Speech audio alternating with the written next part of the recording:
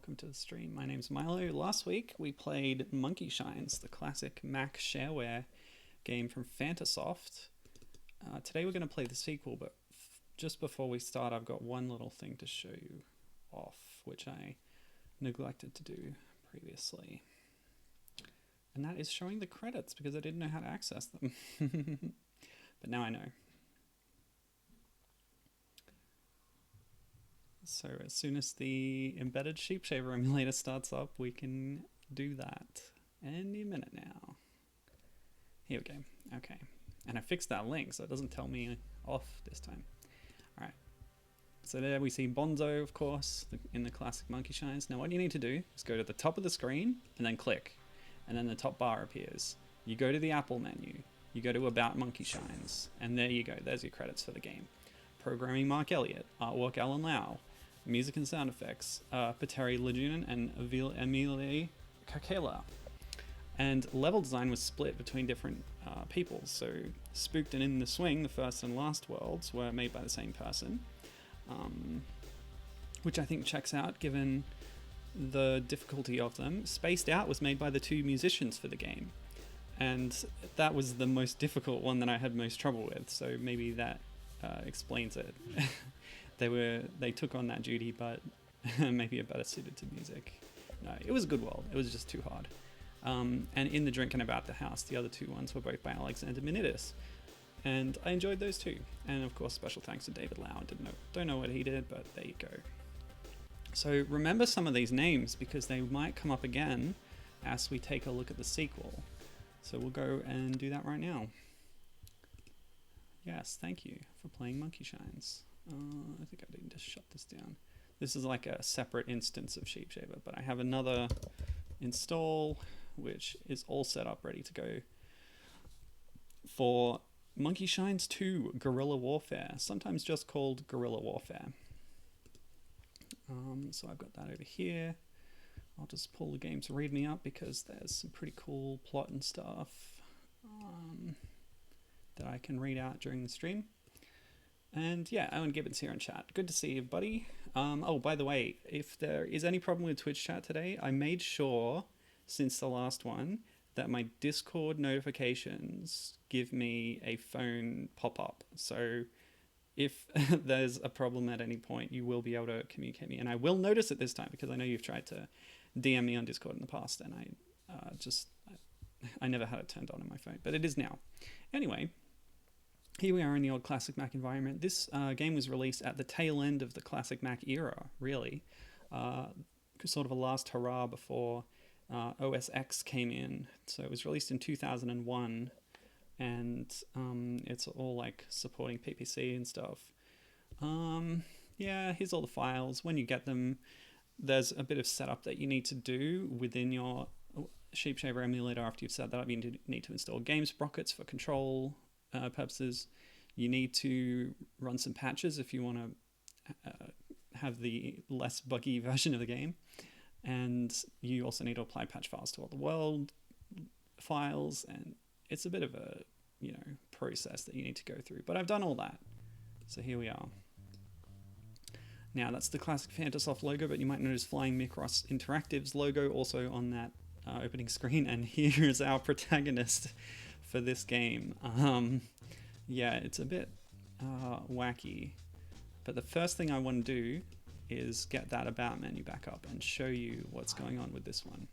So, Flying Mikros Interactive was the developer that Fantasoft partnered with for the sequel, and you can see there under graphics and level design the two Mikros brothers who were behind Flying Mikros Interactive, as well as Joe Dellinger. So Nikita Mikros and John Mikros, they've both gone on to have careers in the industry that I'll talk about later. But yeah, the top name on the screen there, Mark Elliott. This whole game sequel was programmed by the same guy as the first game, which I think is reflected in how it's designed technically, and the menus and stuff, and probably the gameplay as well, but we'll see that as we go on. What else? Yes. Oh, and audio, Petteri Lajunen and Emilie Kakela are back. Same again. And special thanks to Tim Phillips and Philip Roy. Philip Roy is an interesting name. While searching around for info on this game, I found something that we saw a reference to last week.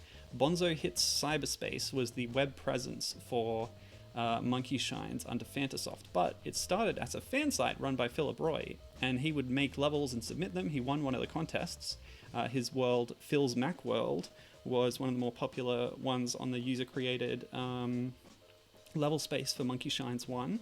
And off the back of his fan site, which I think was possibly for sharing levels as well, Fantasoft took that on board. It became the official website for Monkey Shines. And that's cool. And even more of a success story, Philip Roy then went on to work on the sequel in an official capacity. Although the website that I found stated that his semi-official job was world design, deciding just how to lay out all the cool graphics into the worlds. So yeah, he had some design input on this sequel, going from being a fan, which is a pretty cool story. Oh, of course, as Given points out, there's going to be heavy Doctor Who references in this game. It's a wicker TARDIS. It's basically a bamboo and wood and wicker police box in the shape of Doctor Who's TARDIS from the popular British television show. Well, I think all the people involved in the development are American, or at least the company is. But hey, Doctor Who's popular around the world. Let's check out some of these other menus just to see if there's any cool UI happening. Looks pretty standard for now. Oh, that's nice. So there's a preview of some things we might see. Avoid the monsters. The time machine brings you to various ages that Darwin must visit to find the pieces of the map to get to Simian City. And doors, etc.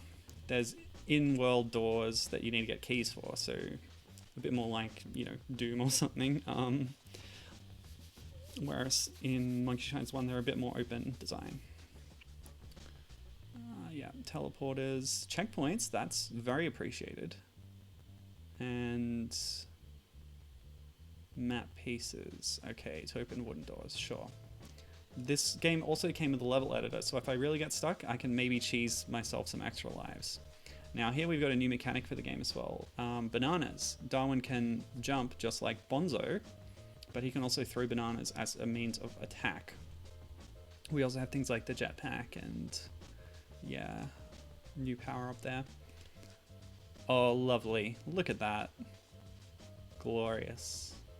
So Darwin, much like Bonzo, wears sunglasses, but he also wears that sweet backwards baseball cap and a yellow shirt, which makes him look a bit more like, I said last week possibly Chunky Kong rather, but we'll see in-game graphics.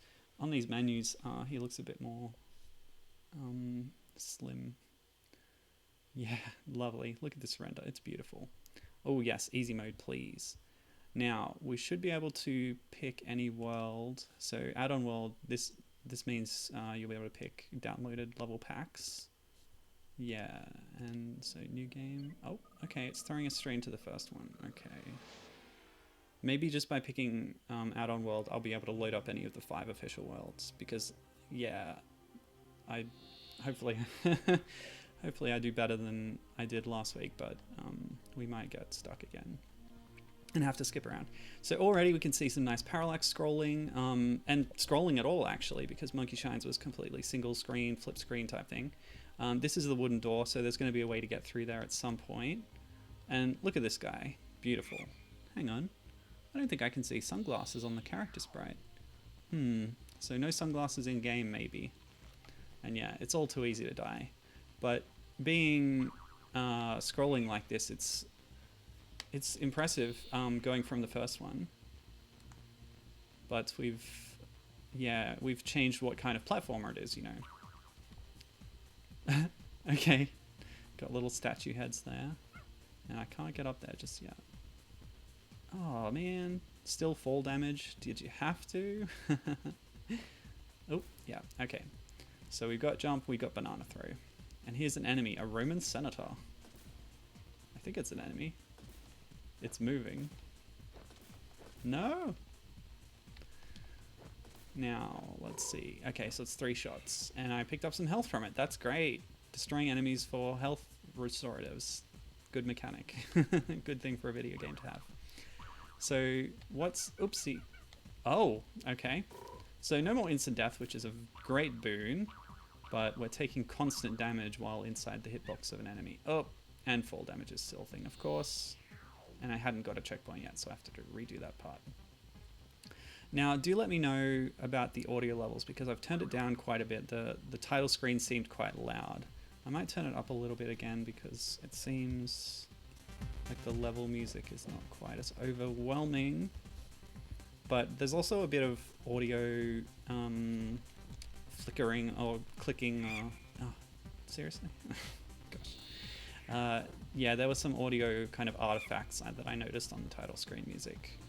Probably a result of the Sheep Shaver emulation being,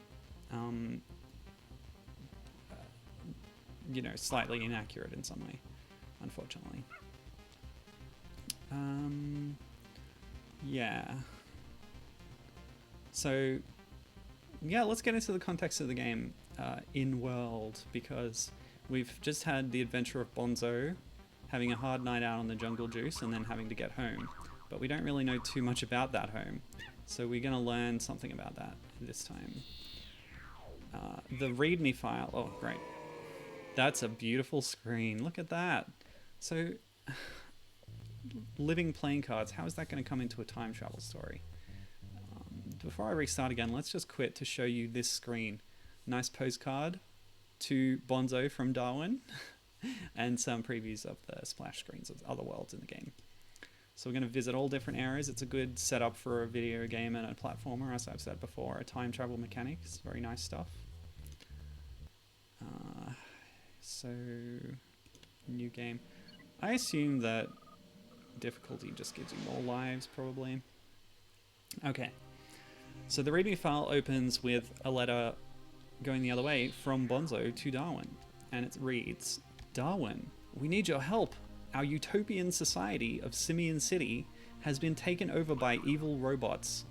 Without your help, we'll be forced to become slaves. You'll need to find the pieces of the time map to find Simian City." Okay. Already I have so many questions, but it continues. "Hurry though, or I'm afraid it may be too late. Our fate lies in your hands. Uncle Bonzo." So our character Darwin here, our new gorilla, is the nephew of the previous protagonist, Bonzo, which immediately brings to mind the Donkey Kong Diddy Kong dynamic, where, you know, they weren't actually uncle and nephew, but they had that kind of relationship, and that's explicitly called out in the text. Now, I've picked up a triple banana, which... oh. Maybe it lets me do rapid fire? Not sure. Okay, so it's gone away now. I'll do a quick test. Hold down the button. Yeah, it makes me throw them faster, but I don't want to waste them. Oh. It's rough. If you miss that jump, you end up losing health. No! Okay. It's pretty tight, this platforming, but destroying those enemies, I think... I think stays between lives. Oh gosh. No, this is really interesting, isn't it? Did the platforming have to be so tight? So after that letter from Bonzo, the story continues with a paragraph called "The Story So Far," or a section. "The invasion has begun. Only you can save Simian City. You play Darwin, and you just got a postcard from your favorite uncle Bonzo, who lives in Simian City." So either, like, we live somewhere else, or Simian City is where we were going to in the previous game. Oh my gosh, it's like a griffin. What the heck? Woo! Also, it's throwing me off a little bit that the...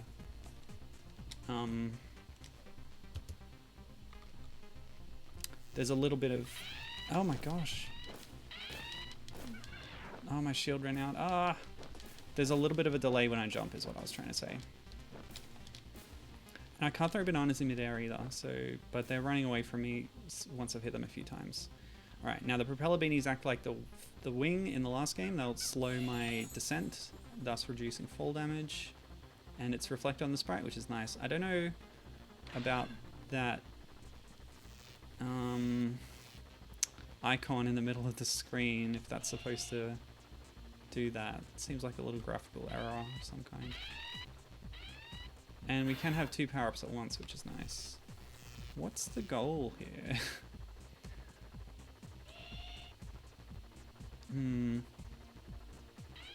I don't really see any other... Whoa. Whoa, whoa, whoa, whoa, whoa. Oh, I've kept that momentum. The beanie cap. Yeah, yeah. So jumping off those moving platforms. Oh gosh, the griffin's cat's still chasing me. Oh, no. Yeah, so jumping off the moving platforms did impart horizontal momentum onto me, which I could not easily reverse. So another thing I just noticed was that I got a checkpoint when passing through the teleporter, which is very nice. Yeah, there must be something I can do now with the propeller beanie, which is going to last a while. But where? No, because it's run out now. Ah, it's you. Exploding into a shower of particles. That's a very nice effect. I'm not really sure where to go next. Oh, no. Yeah, this is harsh, given this is really rough. Okay. Oh, well, I don't know.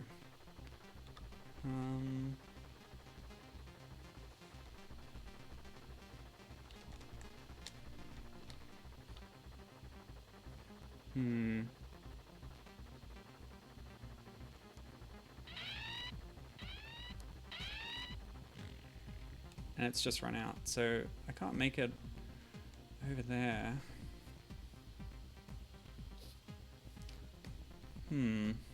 Any ideas? Anyway, let's keep reading the plot. So you got a postcard from your favorite Uncle Bonzo, who lives in Simian City. He writes that all the apes have been captured to be slaves. Oh no. Which we read about already. And that they need your help to regain control of Simian City. You've always admired your uncle for the adventures he's had, and have always wanted to have some adventures of your own. And it looks like you'll get the chance. But this task won't be easy. In order to get to Simian City, you've got to have a map.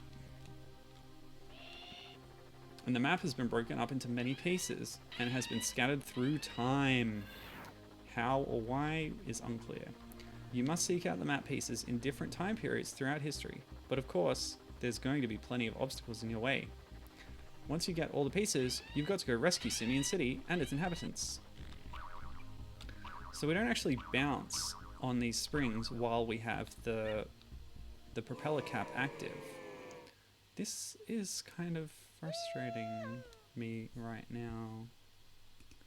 I wonder if going through that teleporter opens the door on the far left, but then again, there didn't seem any other way to go there, did there?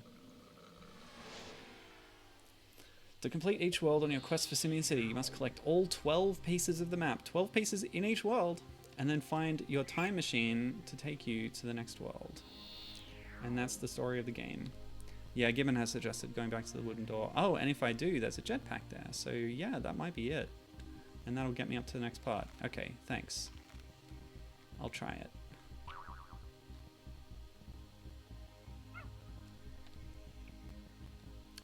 Might as well. So, just the wooden TARDIS is ridiculous, and I love it. There's no explanation of the origin of the TARDIS, why Darwin has control of it. Has Darwin always been a time-traveling ape? Why is Simian City, like, separated in time? There are so many questions here. It's very intriguing. Ah! And why am I being attacked by these... Ah! Drunken knobs. Knobs as in nobles. The upper classes of Roman society in 56 BC. Just wandering around with their drinks held high.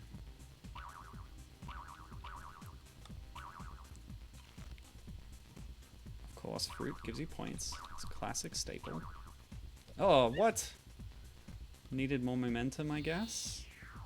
Oh, man. did they have to be so tight? Now we don't have specific credits for the worlds here, but unlike the previous game where world design was divided up between the people, those 3 credits that we saw are all labeled under level design, and I assume they all work for Flying Mikros Interactive. At least the 2 whose last names are Mikros definitely do. But John Dellinger was there too. I didn't find any other, or Joe Dellinger, sorry. I didn't find any other credits for Joe. Oh, come on. Oh, yeah. Okay, that's rough. But we made it. You just have to align yourself right, I guess.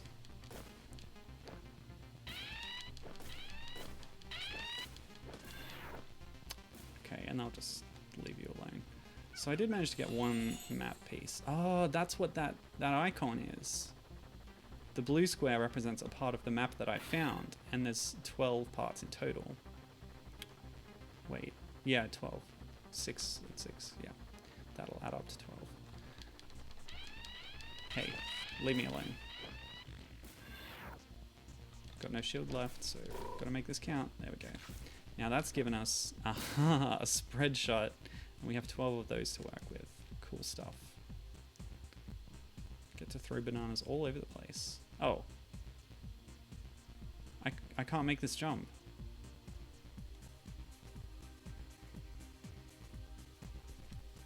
Do I have to make it over here with the beanie intact? Because I think it runs out by the time I get here.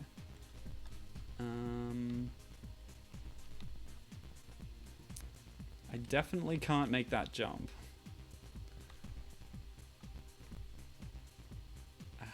I guess I'll try it once. Nope. Alright. Plan B. Speedrun tactics. As fast as we can. Hoof it over to the left.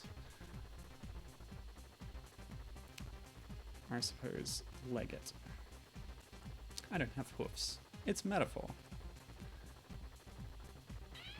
Oh, it's running out already. Yep, can't make it with the beanies. Excuse me. And I've got the checkpoint at the teleporter, so unless there's some other trigger to open the door, I can't die and then reset myself back there. And why would they make you die to progress anyway? Ooh, nice idle animation, by the way. Wait for it. Yes, he scratched his butt. Hilarious. Gee whiz.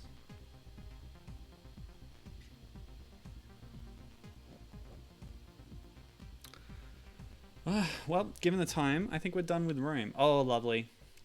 There's a good pun. We've seen this in other animal-themed games before, haven't we? Pause. Although, apparently Darwin seems to favor a whole lot of rings. Okay. Can I just go new game? No? I can't? What? What's the point of having that if I can't use it?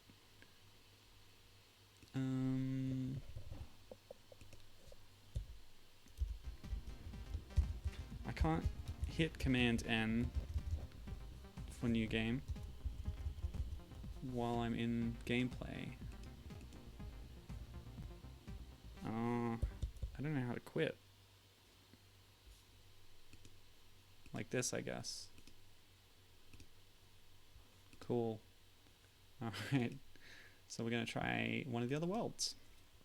See what this game has in store. Hopefully we can make a little bit more progress than in Rome. By the way, credit to Mark Elliott, the programmer, who, according to README files included in this download that I got from Macintosh Garden, helped Erica Redmark, who posted it there, to make this game available in the modern day.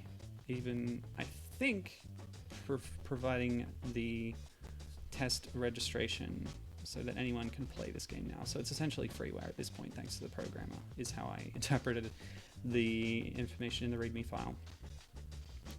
While I'm here, I should also mention something I don't know if I said out loud on the last stream, but in addition to the classic Mac shareware version of Monkey Shines 1, there was a PC port, which might be more available to you if you wanted to play it these days. And even more available, perhaps, is the fan-made Java remake. And I've included links to a place where you can find those two things in the previous YouTube video description, so you can check that out. Alright, so here's what I'm going to do. I don't actually know what order these are supposed to go in, come to think of it. So let's go in chronological order. Starting with, I suppose, Lava Palava would be the prehistoric world, right? Lovely splash screen. I love that dinosaur. Where are we? 536 AD? No, surely not. There we go. 65 million BC. That's what I expected. Okay. Classic dinosaur world. Now this is pretty simple so far. I like that. Watch out for the lava and the bubbling tar, of course. Caveman! Ah! Get out of here. I don't need to evolve into you, buddy. I'm going to show you that primates are the highest form of life. So already this seems easier than Roman a Go-Go. We've got through part of the level and we found a checkpoint. And it's showing us some of the things we need to do to progress. Get some colored keys to open those doors. Oops. And I've just also picked up an exploding banana power-up. Oops. Oh! The falling platforms actually regenerate. That's lovely. Oops. And they'll show you where they are, but you can fall through them. Okay, that's cool. Oh, nuts. One more hit and I'm down. I'll have to avoid that pterosaur of some kind. Okay, cool. I do like the skeletal platforms too. Very nice, very evocative. Okay, more carnivorous plants. We saw them in the swing last time, of course. Oh, have I run out of exploding bananas already? Maybe I just can't kill this thing. It's just a hazard to avoid. Oh, so many cherries, but how do I get them?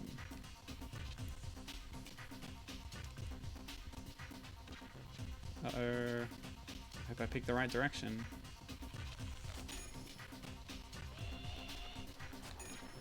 Oh, missed the fall. Grab the bananas, missed some cherries. I'm gonna stay over here. Oh, oh boy. Okay. Oh, what's this now? Okay. Cool, cool. Alright, that was fun. I don't think I'll bother doing it again. There weren't any really useful things that'll help me out right now. No keys, no extra lives. Just a bunch of cherries mostly.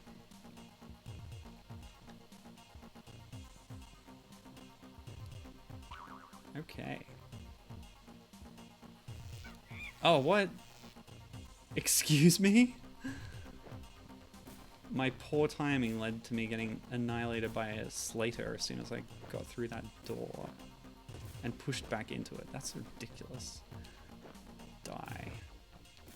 Oh, okay. Let's try a bit harder, shall we? There we go. I'm not sure exactly what that was actually, but it's dead. Oh, that's going to be a little harder to hit. I don't think I even can hit it. Oh, it's so cute! Are these perhaps Compsognathus? Or perhaps even Velociraptors, which I'm told are actually the size of turkeys. And compies are kind of the size of chickens, I guess. And what they call Velociraptor in Jurassic Park and such is more like a Utahraptor or maybe a Deinonychus. Oh, the bananas bounce off walls. That's cool. Very cute. Uh-oh. I've actually run out of bananas. That's brutal. I should just be able to throw them at all times for a basic attack. You know, the downside being that it's relatively slow to throw them, and you can only throw them while standing. Man, just running out seems kind of unfair. They're so cute. And by the way, I think the visual look of this game is more sophisticated than the original Monkey Shines. It still appears to be using pre-rendered sprites, but they look a lot nicer. I did like the look of the original game, not to take anything away from it. Oops, that's instant death. Nipper plants, don't like that. Okay, but there was a key over here, so I do need to head this way. How do I do that? Jump from this one, I guess. Oh, yeah, cool. Ah, a map, that's what I need. Oh, seriously? I guess I'll, fall in midair, that's fine. Whew. Oh.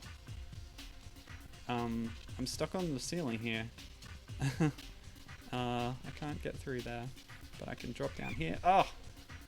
Well, I didn't need the health anyway. Why did I do that? What? Okay, cool. Walking into the teleporter, you have to be on a specific spot, but you can jump through it. Anyway, we got some stuff in chat that I've completely missed. I'm sorry. Tony says, "Oh god, I love this 3D art. There's something nostalgic about it. Why does he have a time machine?" Yeah, this is a question I asked too before, but I do not know. Wadito's here. Welcome, Wadito. Good to see you. And he's requesting me to do medieval. Well, sorry, I already made my choice. I'll do medieval next, though. Gibbon says, the music is nice. Yes, I agree. And Tony says, looks like a toaster. So I think that's about the bug that killed me earlier. Yeah, it was a bit boxy. Oh, checkpoint. Even though the teleporter also acts as a checkpoint. They've given us one here too. Fine.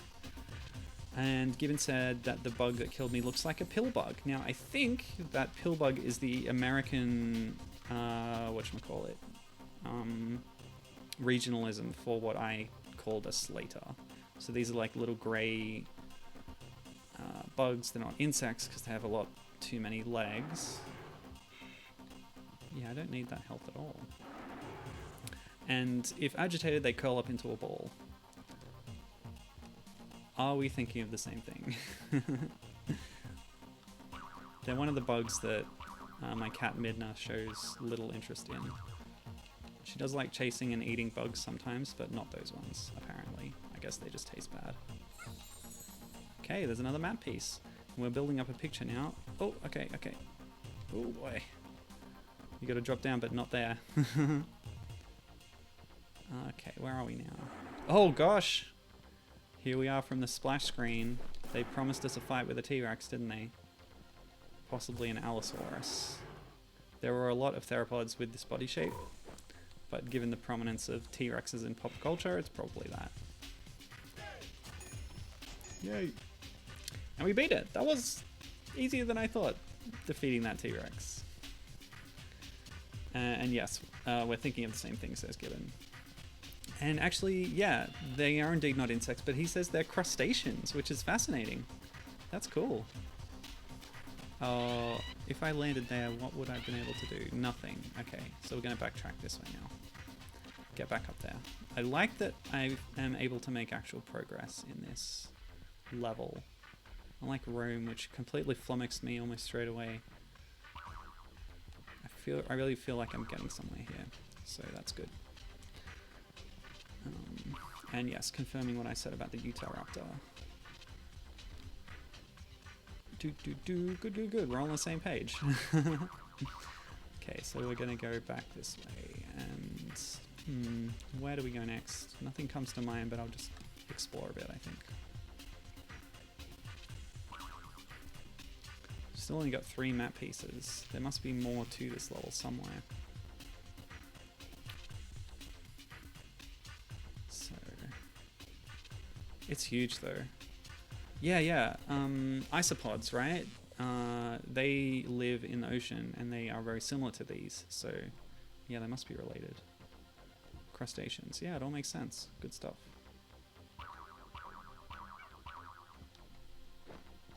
Where did I take damage there? Was it the dinosaur? And there's a very specific and singular arc to these bananas that you really can't adjust much. So you have to position yourself pretty well. I feel like I've been to the corners of this space now, right? And I've been up? Have I been down here? Like over here? Because that arrow's pointing down. Yes, I have, because I got that health. Oh, now I can't get back, so I guess I'm committed. Did I go over here? I think I did. Oh man. I need a map, that's what I need. This is cute, by the way. Little dragonfly thing. I think there were giant insects in the dinosaur era. Which is a very long era, by the way. They're on Earth much longer than we were. Than we have been. Millions and millions of years. I think they started like 150 million years ago. Until about 65 million years ago. Something like that. This causes some, whatchamacallit, anachronisms in some dinosaur media, where they put dinosaurs together who lived tens of millions of years apart. But you'd only notice it if you're really into dinosaur chronology. Most times, people just don't care. Which is fine. Alright. This is like my third or fourth try going this way.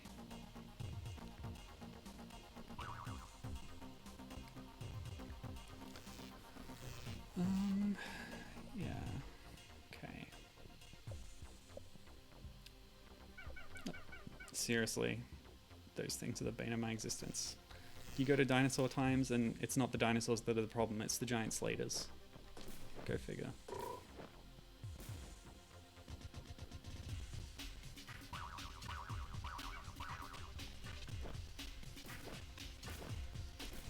Of course, this carries on the glorious tradition of apes versus reptiles, which we see in Donkey Kong Country and probably other things, or the larger trend of mammals versus reptiles, really. Setting mammals up as good guys and reptiles as baddies. It's a harmful stereotype if you're a reptile lover. Maybe I should play some reptile games next to balance this out.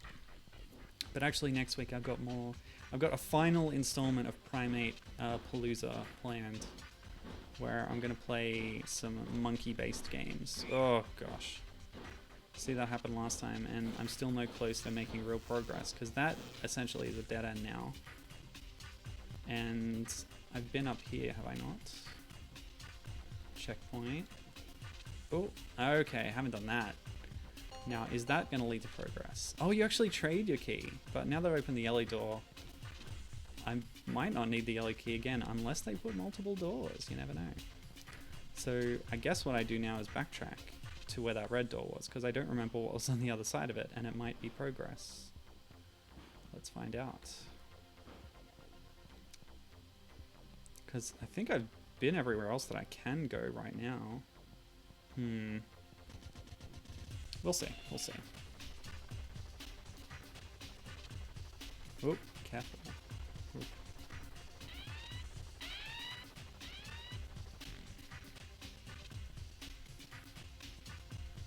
I really like the look of this game. Ah yes, a shield and a teleporter. That'll take us to some progress. Excuse me? Can I go through, please? What was up with that? Oh, okay, so we're sort of in a new map now. And we're going to need that green key, aren't we? And I could drop down... Oh, and a blue key. So I could drop down right or left. Let's go right first. Cool, so this is opening up a whole new world for us. Very foresty area. More dinosaurs. I don't want to waste my bananas, so I'll just save them for now. I won't take out these guys. Oh! I'm sure I can make that. Yes. Some of the jumps are very tight indeed. Okay.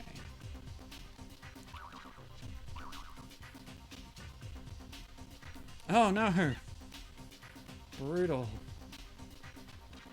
I guess I'll give it another go over on the right, but I've only got 2 lives left.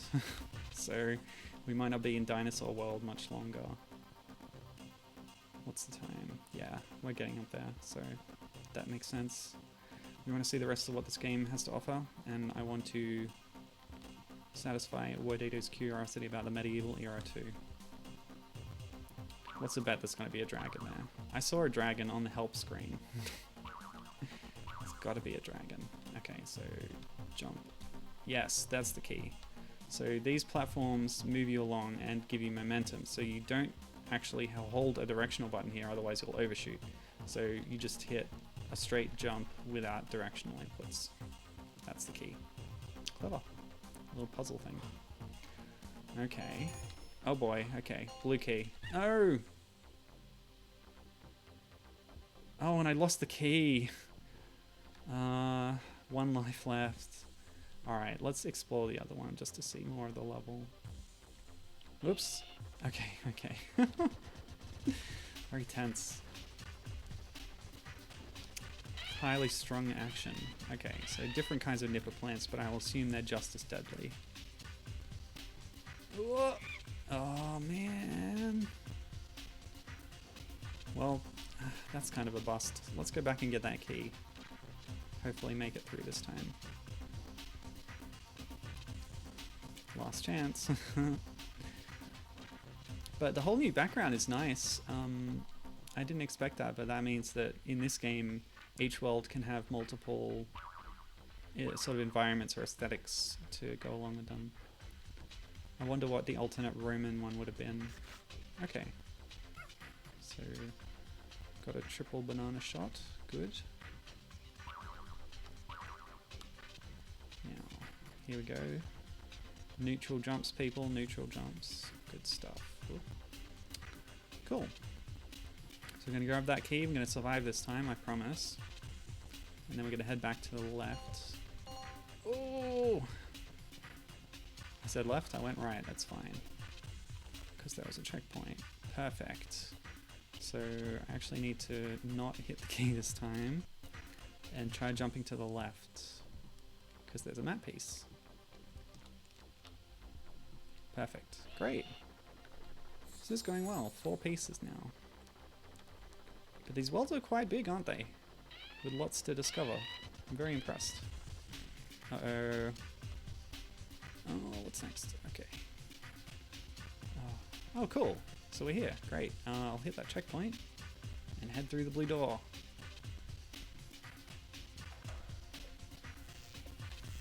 Okay. More forest.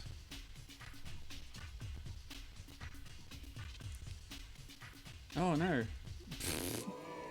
What an inauspicious end to that run. Not a bad score. Cool. I love the word art for that high scores label. Alright. Since we're between worlds, let me tell you a little something about Flying Mikros Interactive. I didn't look up what other games they did, although yeah, information was a little bit scarce. I did go to an archive of their old website. I didn't write down any of the other stuff they worked on at the time, but they seemed to be pretty proud of this guerrilla warfare game, which is nice. They don't exist anymore, but if you go to their website, it redirects to Tiny Mantis, which then in turn does a further redirect to Bumblebear. So the company lives on as Bumblebear as of 2019. Nikita Mikros, one of the 2 Mikros brothers there, who worked for it, left shortly after this. So this is a 2001 game. By 2002, Nikita had joined Black Hammer. However, they haven't made a game since 2008, so that didn't last forever. So I guess after that, he went back and probably did Tiny Mantis, but I know for sure he's one of the co-founders of Bumblebear now. So Bumblebear's a company that does arcade experiences and installations, physical stuff, but they've managed to segue one of their more popular physical games into a video game, which is Killer Queen, and then it was re-released as Killer Queen Black. So that's their most famous thing, and that's got some attention. So that's good for them. Meanwhile, the other Mikros brother, John Mikros, again soon after this, so Flying Mikros Interactive, I guess, would have dissolved around 2001. And transitioned into other things. So while Nikita was doing things with other small companies, Mikros went and joined Blizzard. So he's done a lot of work on Warcraft, Starcraft, and Diablo games, mostly working on Macintosh ports, as well as UI programming and stuff. For some of the later games, they don't give specific credits, but he's put in as part of the Blizzard development family. So yeah, he's a big part of the system over there now. So, good for him. As long as they aren't working him too hard. So let's go to the Medieval Mayhem, and yes, there's clearly going to be a dragon here. We see a suit of armor, a skeleton chained to the wall. Why are they in the same room? Who knows? And some nice heraldry up there. Oh my gosh, we got crocodiles in the moat, a big castle wall, and a lovely background inspired by probably Neuschwanstein Castle, I suspect. Good stuff. Look at this. So we're in 536 AD, the middle of the Dark Ages. No, sorry. That would have been post-Dark Ages, I believe. Medieval times, as they say. The medieval period lasts from around 500 to about 1500 when it transitions to the Renaissance. I wonder if I can destroy this dragon head with enough bananas. Because I just picked up a whole ton of them. Well, that's about 20. Let's not waste any more. Fairly static dragon head. But again, we're seeing some reptilian antagonism here, aren't we? Oops. Okay, some of those disappear. Can't jump high enough to get that life. What a tease. And some of these platforms will fall, but I can't tell what the difference is. Oh! So a croc is instant death, and over there they're reaching high up enough to get through that platform, unfortunately. Oh. Okay, go. Oh, seriously? What? Also, I've lost all my bananas. Yes, we have no bananas.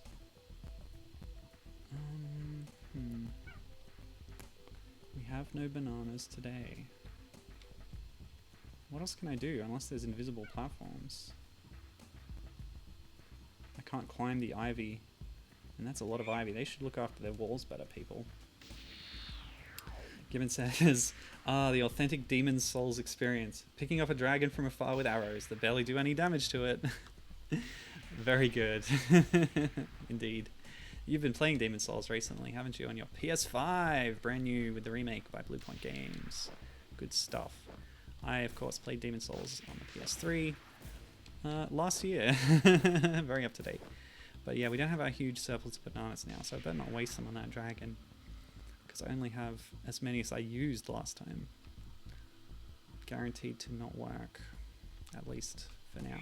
Oh, really? Misjudged that hitbox and timing pretty badly.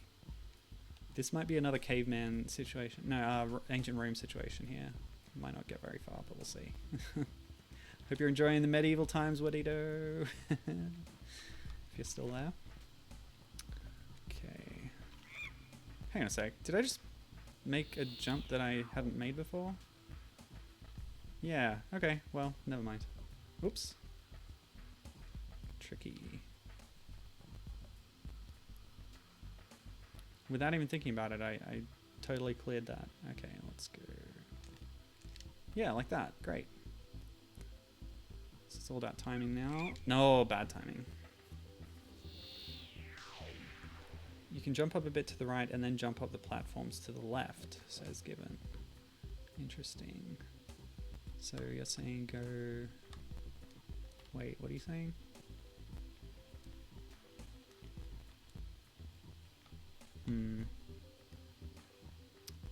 Can't really get any higher up there. I don't appreciate the hit scan. Hit scan is where you'll take continuous damage whenever damaging hitboxes inside your hitbox, I think is the definition. So basically everything in this game that doesn't instantly kill you will deal ongoing damage like that, and that's pretty annoying. No invincibility, no knockback or anything. Ah! The timing's very tight on these crocs. Yikes. Why are there so many crocs in this European moat? Alligators and crocodiles, caimans, gharials. As far as I know, they don't really live in Europe. Oops. We could be in a European style castle that's been built elsewhere through colonialism. I know that did happen from time to time. Probably not that much, to be honest. Okay, we're gonna have another go at that. Did not go very well. I love the look of Darwin in these loading screens. He looked a bit uncanny and weird in the very opening splash screens of the game. And I do notice on the game over screen he's not wearing the sunglasses, much like in gameplay, but he is on the other splash screens, so I don't know, they could make up their minds whether he would whether he would have the shades or not. I don't know if I prefer them. I feel like Bonzo already had the monopoly on shades, so giving them to Darwin in addition to the hat and shirt, or maybe overdoing it a little. Kind of gives him his own identity if he's not wearing them as much. Oh, nah. Man, oh man. Oh, I tried to crouch under that fireball, but of course, Darwin cannot crouch. How much of a cliche is it too to give a primate the name Darwin? I think Wild Thornberrys did that too, didn't it?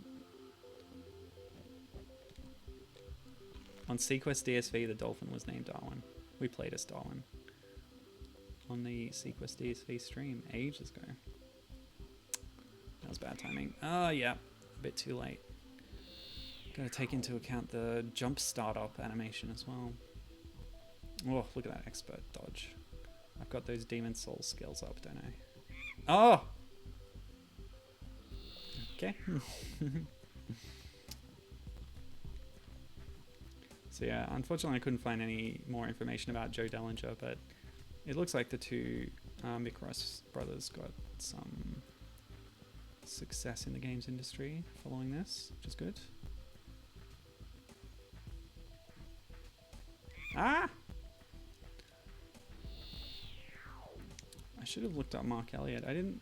Yeah, no, I tried, but I think his name is too generic because I didn't turn up anything that looked familiar.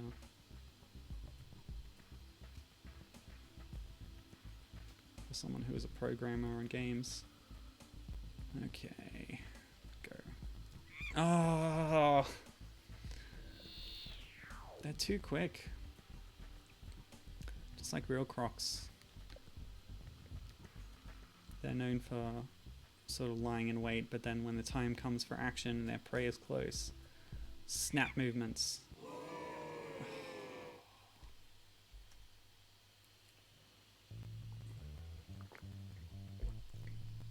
So at least guerrilla warfare does not call you a loser when you die, but it does boo you. Unfortunate. Okay, so judging by the other dates flicking up on that chronometer, we're getting 2001 and 3001.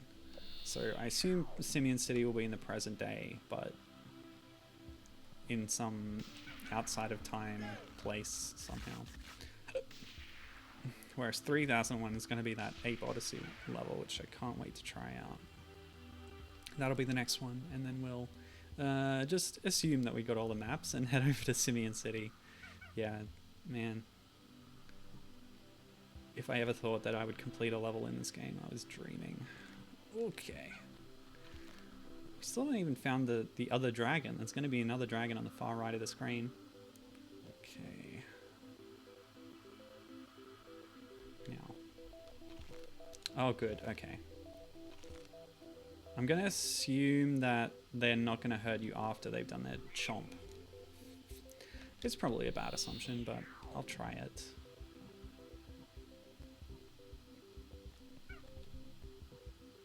By the way, I got a congratulate the versatility of the composers here. We saw their names earlier. And oh my gosh. Patari Ladunan and Vil Imeli Kakela. And forgive my pronunciation. But yeah, we've heard a lot of their tracks now over the course of the 2 games, and there's a lot of different styles to their work, which is nice. It really suits the style of these games, where you have very different types of levels that you go to.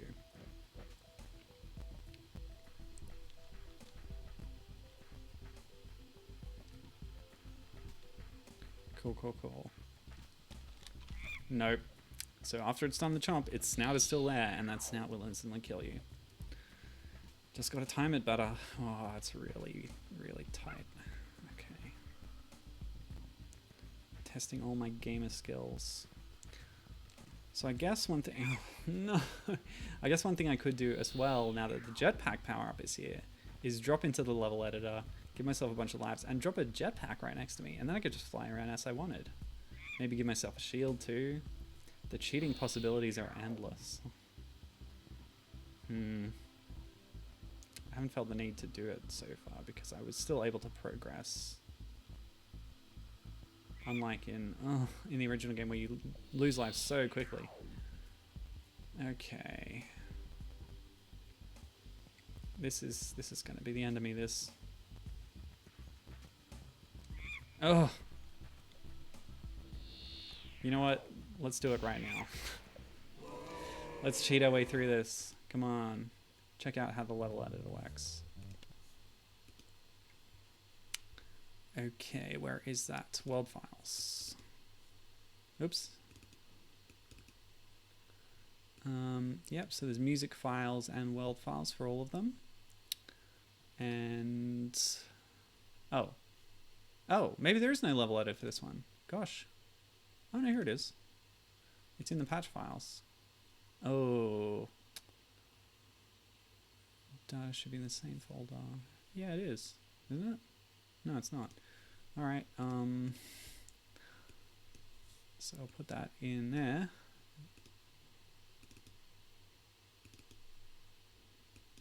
Come on.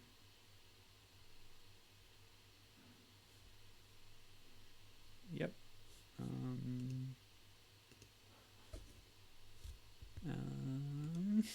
Open file. Great. Okay. Yeah. You're not going to get any GUI until you open the file. Oh boy. No, it's not on disk. It's on desktop, which is separate to disk in... Wait. Oh, maybe it is in disk. Ugh, where did I put this? Oh my gosh. Applications? Yeah, here it is. Okay, cool. Golly. Open world files. Open Medieval Mayhem. Great. Okay. Oh, look at this. Beautiful. You can drag these around. Windowing. Lovely. Oh, the map. That's what the map looks like. Beautiful. Special kinds of platforms. Hazards.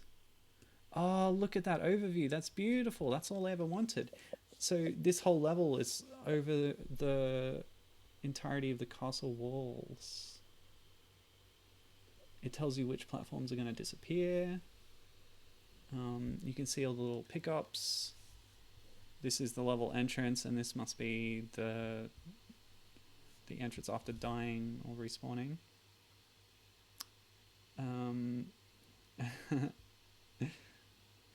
Yeah, given appreciating this level editor GUI, I think. Oh, here we go. So these card doohickeys are part of the medieval world. And we can see what else is going to show up here. What is that? I have no idea what that is. Okay. A lot of versatility there. So here we go. Banana does nothing. Confirmation. You cannot kill a dragon head by throwing bananas at it at all. But there's a smaller dragon as well, which we saw. Oh, wizard, knight. Different kind of wizard. All sorts of objects. Wow. So there's going to be an interior location, I think, as well as this outer wall of the castle here. Okay. can't place crocs apparently. Or maybe one of these was the croc, but the sprite didn't, like, that might be the croc. You see the tip of its snout. Alright, let's give ourselves some advantages here. So I'll just drop a few of these. Beautiful. Oh, look at that. You can fit so many in. They've sort of expanded the detail of what this game displays. And we've got plenty of bananas to start off with, so why don't we give ourselves one shield and the jetpack. Now, in the previous level, there were 2 beanies in a row, which I think extended the time span of the beanie. So if I give myself a bunch of jetpacks, I'll have plenty of it. Okay, so that's good. Now we save. And then we're going to open that up in the game. Very cool stuff. Just not clicking correctly. Oh, okay.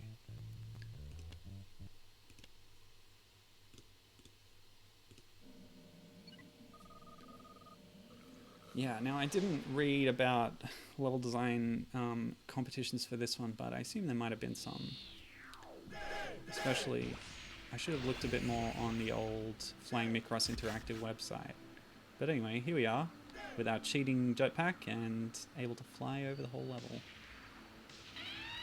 Oh, we're already running out of shield. So some spikes up here, grab this sneaky checkpoint. Oh, penance, lovely.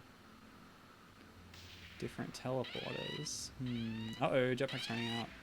Oh boy, just made it. Alright. Oh, okay. Oh, there's a wizard up there. Bit scared of that. Oh, I'll take that. Dragon just sticking out of the wall there, sure. So now we've kind of broken progression by skipping ahead, so I don't really know how far along I technically am or where I'm supposed to go, but let's just explore a bit, shall we? Naughty wizard. I love the little sprite though. Packing a lot of detail into a tiny little space. That's very endearing to me. I always loved games like that over games that have larger sprites in a smaller screen area. Okay, just take out this wizard real quick. Alright, never mind. Ow! Ow! Never mind. I didn't want it. Ah, dragon! Oh, there's just a lot going on here, and I don't have the bananas to deal with it. Ow! Ow! Yikes. Cool. Well, I'm glad I got to see a bit more of this level. And I've got a lot of lives to do it in. Okay, okay, okay. No! Oh! Weak dragon. I only took a few bananas to take it out. I wonder if I can jump from here to here. Yes, but actually that won't help me.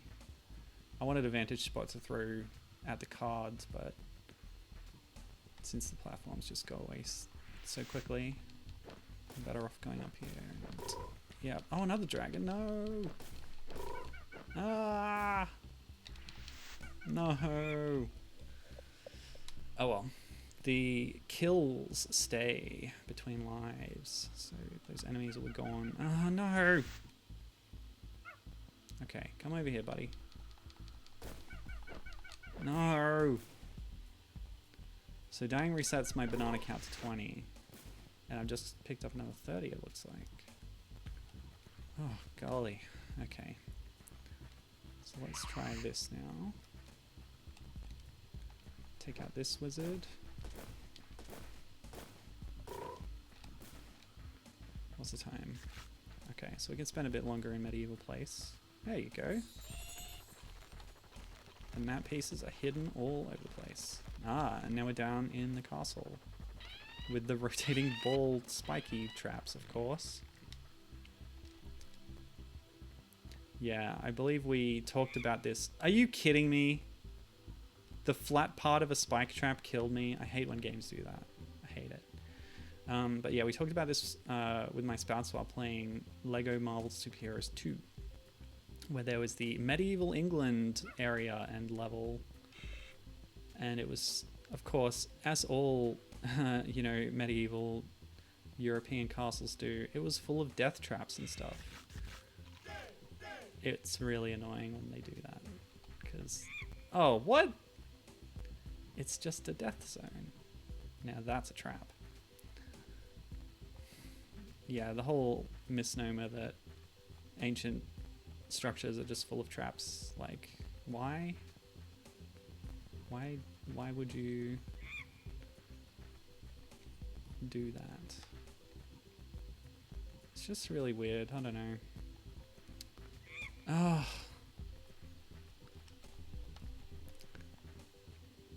Like, I get that you want to make platforming hazards in your cartoon video game, but there's a lot of interesting stuff about history, you know? Why not make the platforming hazard the Black Plague? Come on. But seriously, folks, yeah.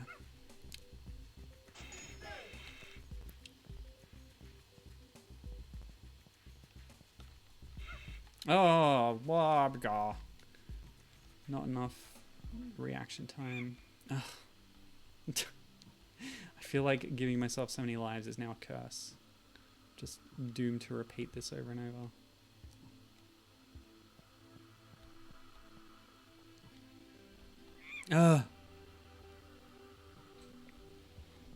Well, Monkey Shines 1 had no checkpoints. This one has some, but all the same, I wish it had more. Oh well, it's cool.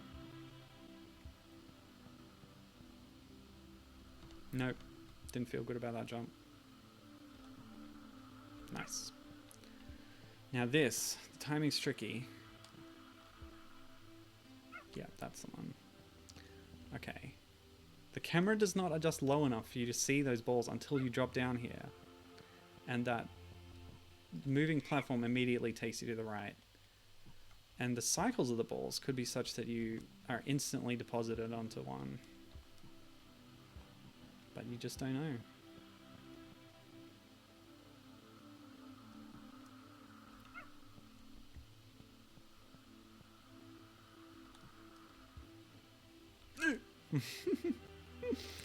Alright. This time for sure. No! Why did I do that?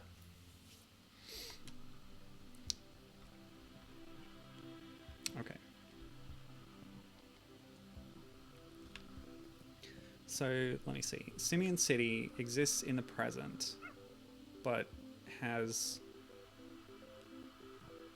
sentient gorillas that can read and write, and they wear clothes.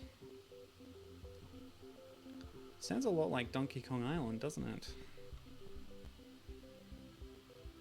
This is one thing we talked about last week, was trying to connect Monkey Shines to the Donkey Kong world, because why not? You might as well. Talking primates that wear clothes. It's fun. Oh gosh. What's this? What's going on? Okay, there's a wall. Oof. Golly, an Iron Maiden, that's dark. Alright, next zone, please. More spike traps.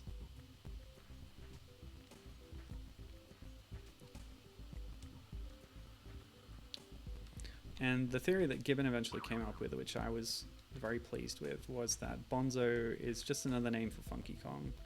Because who's a cool pre-rendered gorilla who wears sunglasses? Who's also a pacifist, by the way. It seemed to fit quite well. As for Darwin here, Funky Kong nephew. Well, the fanon was always that Kiddy Kong was Funky's nephew, and he refers to Kiddy as Dixie's cousin.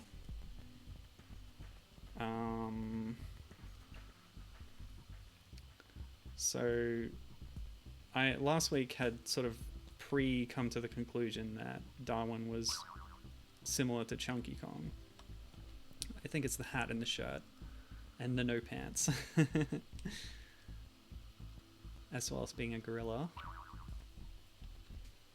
But that does actually line up with that whole theory about Kiddy Kong being related to Funky in that way, because, of course, Chunky Kong, as seen in Donkey Kong 64, is Kiddy Kong's brother. So I'm going to say Darwin is chunky, but looks a bit different because it's been 1 or 2 years. DK64 was released around the turn of the millennium, just as this one was, but I think this one is a little bit after. So if Chunky Kong aged another couple of years, changed fashion sense a little bit, not too much, because I think even Chunky wears a little cap on backwards, right? Oh, I'm trying to think now. Oh gosh, it's the furthest I've gone so far, and I'm actually running out of lives now. Oh, Gibbon's theory is that this is Kiddy. So by the point of 2001, we wouldn't have seen Kiddy for a few years. So he could also have aged up, started walking on his hind legs properly, and dressing differently. So I think either way could work. It could be Kiddy or Chunky. Yes, that's our little head cannons. That works. And yeah, Bobinator has also entered the chat. Good to see you, buddy. Saying, oh wow, you made the sequel to this work. I never could. Also, hello again. Yeah, good to see you. Yeah, it took a while. It took a bit of doing. Setting up Sheepshaver and stuff, and then running all the patches and installers to get this working. But I'm glad I did. The audio is still a little bit crackly sometimes, but it's pretty much the best I could hope for, and I am happy with how it's working. I've looked at 3 of the worlds now, and there's 2 more to see. Oh, that's rough. That's rough. That little setup. Have to be a bit more careful there. Yeah. But I think if you're able to get Sheepshaver running, which it sounded like you were having trouble with from what you said last week, then getting this running after that shouldn't be impossible, I think. But again, you're on Windows. Running Sheepshaver on Windows is something I know nothing about, unfortunately. But there's guides online. I followed a guide very, very closely to get Sheepshaver set up on my Mac here. And that's the only reason I'm here playing this now. Should have thought more about other shareware games, because I started that conversation last week and that was fun. But, whoa! Okay, cool. That's one more piece of map. Oh, and that's deposited us out here. Okay, so now where shall we go? Down? Okay, I activated the checkpoint just before perishing from fall damage, so that's okay. And I've skipped ahead in the level, so this might be backtracking right now, I'm not sure. But it's new to me as of now.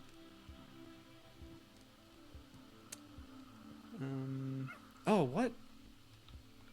I thought I was safe, so I looked at chat, but I was not safe. Gotta keep going. Ooh! Secret spring. Okay. Yes, but as Bob Nader says, no, I have Sheepshaver working. I promise you that. It's the game that's the issue. Oh, sorry. That's too bad. I've had Sheepshaver working for years now. I hate to be presumptuous, but I highly doubt it's my end. Okay, okay. Sorry. I didn't mean to accuse you. Oh no, I've made it here without keys, so I can't get any further. That is just rude. So you can only hold 1 key at a time, so you'd have to come here with the red key, open that door, and then backtrack to get the blue key to get through the next door. Frustrating. Let me see, what advice can I give you if you have Sheepshaver working? And so I guess I must have misinterpreted what you said last time, so sorry about that.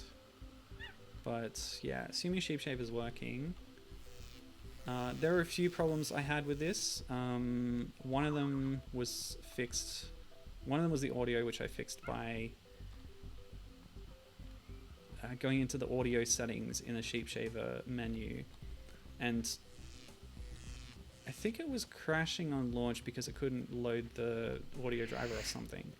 But I fiddled with an audio setting in Sheepshaver's system settings within the OS, yeah, within the OS level. There was the game sprockets installer, which I needed to do before the game would run. I don't think I had too much trouble with that. I don't know. Running old computers is hard. You said something about patches. Yes.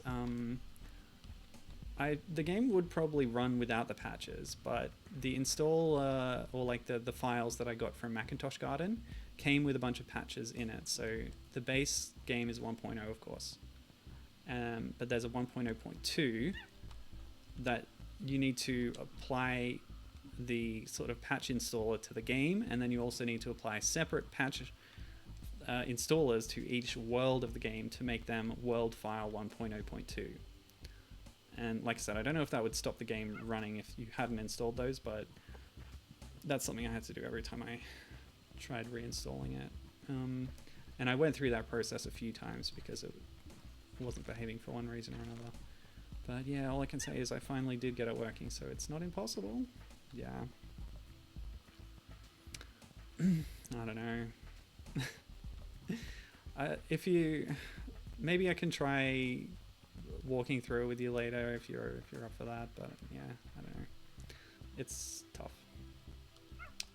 And I'm sorry about that. I forget what the error was, says Bob. I think the emulator just froze on a black screen. Interesting. Well, the other thing I would advise, because apparently my memory's terrible. Yeah, I need keys, and I don't know where to get them. Yeah, the other thing I would advise is going to Macintosh Garden, where I got the files from, seeing if there's any comments about people installing the game and if they have any advice there. Okay. Otherwise, Macintosh repository or other places that host old Mac files might have comment sections that talk about it. Otherwise, I found a lot of discussion about the first game in YouTube comments on a gameplay video that someone had uploaded. But I don't think there's as much footage of this sequel online, so that might be a dead end. Alright. Don't worry, says Bob. Not playing this isn't a big loss. I just want to know why it doesn't work. Yeah. I wish I knew. Sorry.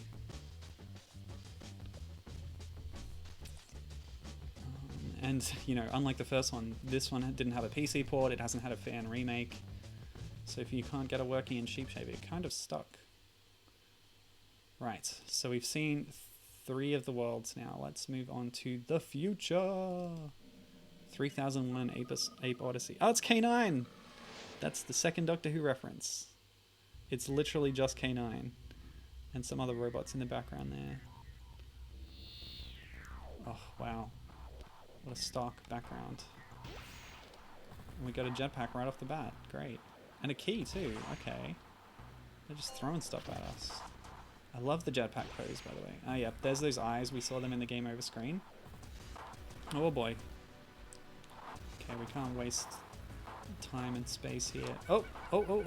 Okay, that's constantly pain. Ah! I can't get through the door while the jetpack's on? Is that what's happening? No! I have the key. I can't attack and I can't go through a door while I have a jetpack active. That's real frustrating. And I've lost the key now. Oh gosh. So I need to go up in a way that avoids the eyes, I guess. Or lure them down and then attack them. Uh-oh. Uh-oh. Is that a jetpack? Nope. Okay. Grab one on the way down. Great. Whew. Close shave. Now where was that key? In the corner? I've lost the key now. Oh, but luring the eyes up there actually kept them there. Ah! Go away! You jerk. Oh, I actually need to run out of jetpack now. Ah! While close to the ground, so then I can throw some bananas at this eye. That's my plan. Oh, and that's all death. Can't land there. I guess I'll grab the red key, sure. Alright, come here, eye. Yes, perfect timing. We're running out of jetpack. We can turn around, throw some bananas. Ah!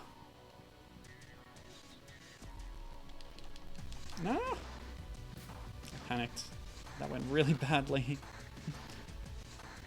I really should just pop in that teleporter. Come on, come on, come on! No! Oh, they're gonna be right there when I respawn. No!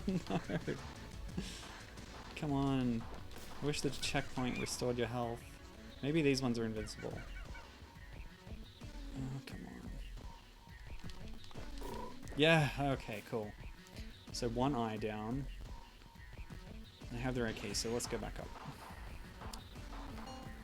Oh. Okay, that's where the key was. Just above me.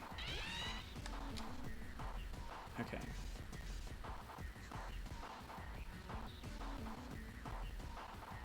Now, there might be another eye somewhere. No, there's not. Okay. Oh, yeah, I have the right key now. Oh, no! So badly chosen. Okay. So the other one was blue. Let's grab a health.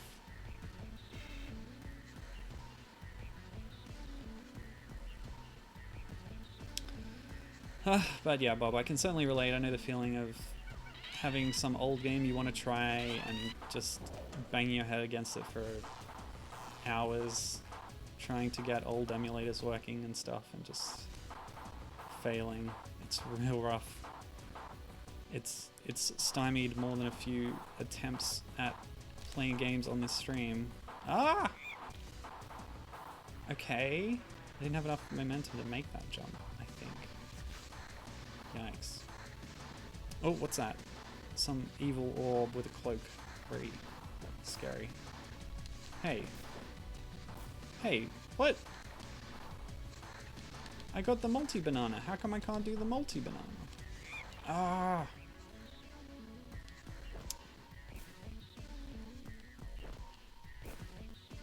Oh, they actually become intangible. Ah. Uh-oh. Okay, cool. Forget it. Forget you. Ah! Alright.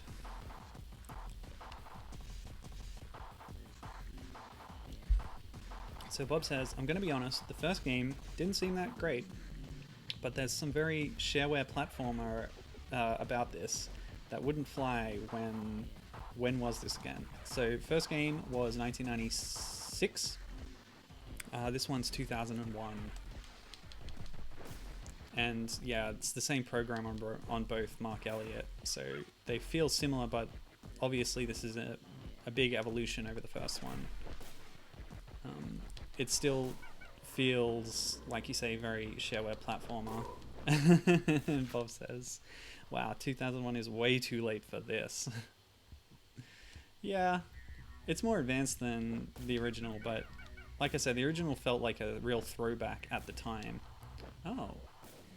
If I throw from here, does it travel along the floor? It stops after a little bit. Anyway. What was that?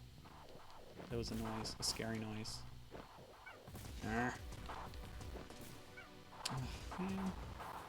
These enemies are very unpredictable.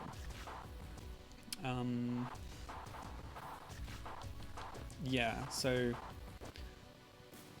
like I get what you're saying. In the game development environment of 2001, this would have been primitive, but compared to the first one, it's advanced in some pretty cool ways. But again, it's 5 years later.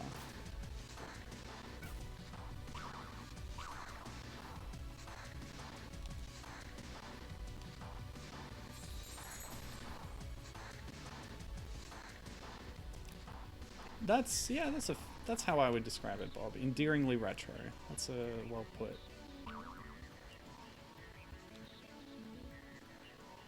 And I want to give them the credit to say that's what they were going for, sure. Because it would have been a little bit retro at the time, you know. But the original Monkey Shines won awards in the Mac Shareware world. I'm trying to remember what it won for. Like, maybe it was Oh, it was like most nostalgic or something. Possibly. From memory. I'm going from memory here. I should have written it down. But yeah, like that was the feeling at the time, I think, was that this is an older kind of game and feels nostalgic at the time. And now we're nostalgic for the shareware era as well as the era that the games were kind of calling back to. Cool. What's the time? Is that enough of Future? Not really. Let's play more Future, I guess. But I guess I'll spend more time in Simian Cities, I suppose. That is probably going to be interesting. This one seems, you know, the background, it's all like very futury, like clean, futury aesthetic, but far future kind of thing. Oh man, okay, so if we grab the yellow key, open that door, I'm gonna see if this, no, so this must be a teleport exit but not entry. Okay, so if we open that door and then go back and grab the red key, we'll make some progress in the next area. Rebound, yeah baby. Okay, let's grab a heart or two, or rather a red cross.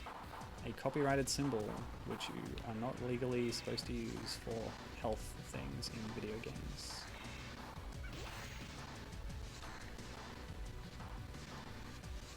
And yet everybody does.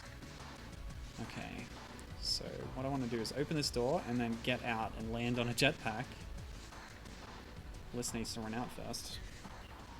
Let me look at my notes. There's nothing else that I've got here actually. So, whoop, whoop, whoop, whoop. Where's the jetpack? Oh, that was lucky. So grab the red key and then head back up. Uh-oh. Okay.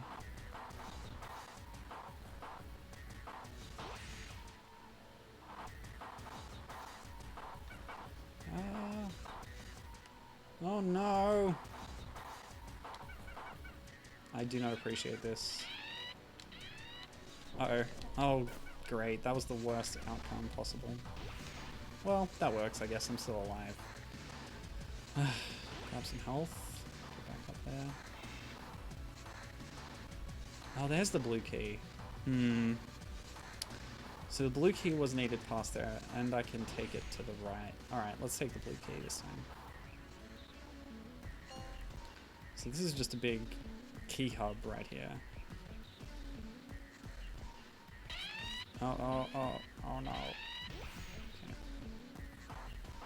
I'm not seeing any more health ups, which is real bad. Okay.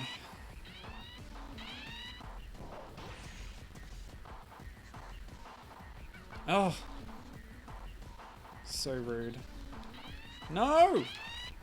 Damn, that thing's quick. No! Okay.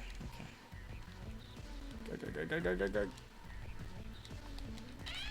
No! Alright, straight for the blue key this time. Man. Those eyes are just too fast. And I wish I could cancel the jetpack. I wonder if there's a key for that.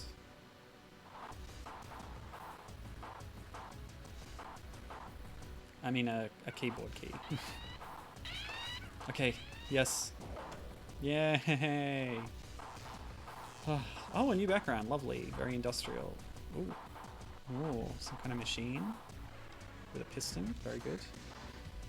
Okay, oh no. I needed to backtrack for the red key. Oh well, I can go this way. Oh, more keys. Oh, these levels are huge. Yeah, I have to go back. By the way, bit of a laser gun robot, very nice. Oh, what the heck's that? Blob monster. Whoa, that's cool. Okay.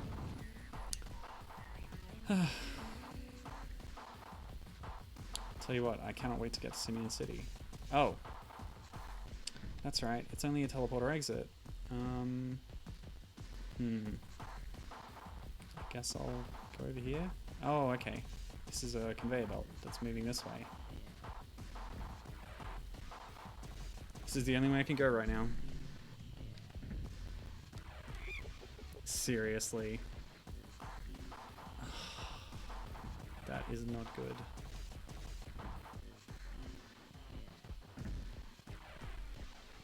So it's 2 hits and then... I can't do this. I'm stuck. If you don't bring the red key in here, you cannot progress. Alright. Quit. Let's go to Simian City. I can't wait. I need to see what this looks like. Okay. So, final official world, Simian City. Look at that. Cornelius, the famous historical ape with a statue. There's a one-armed ape with some kind of tech headband on. Oh, so the killer robots must have taken over the apes' minds with technology. Okay, cool. Oops. That is rough. Okay, now since we needed the pieces of the map to get to Simian City, now that we're here, our counter pane has changed to show 30 robots. So, excuse me, that hitbox was nowhere near me, game. I'm upset. Yeah, so I guess the goal when we're in Simian City is to destroy the 30 robots that have taken over the place and liberate our Simian brethren. What is going on there? And why is that instant death? That's just rude. At least do damage. It's the only way I can go to.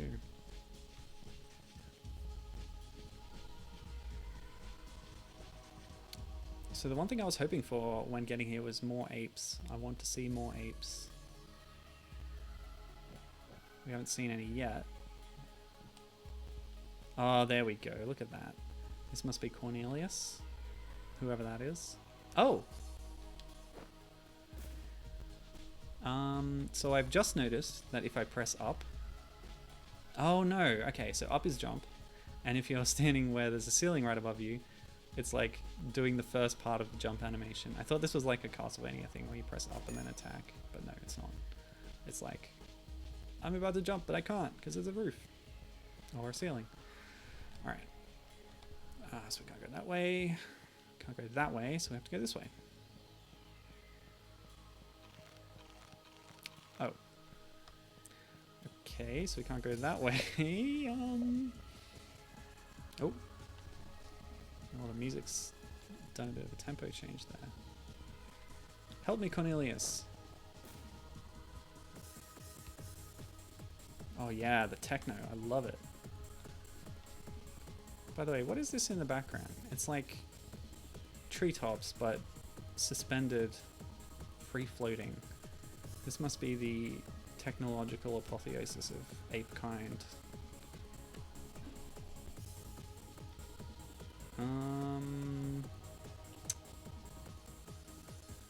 I don't know what to do. I haven't seen any wooden doors. I can't make that jump. Can't make any of these jumps. Have I got a double jump now? No, I don't. Oh, Gibbon points out that Cornelius is a character in Planet of the Apes. Cornelius, was that the main male chimp that was Charlton Heston's friend? That's probably what it's referring to. Yeah, because Cornelius was written on the base of this statue in that splash screen. Yes. Yes. So that must be it. What year does Planet of the Apes take place in?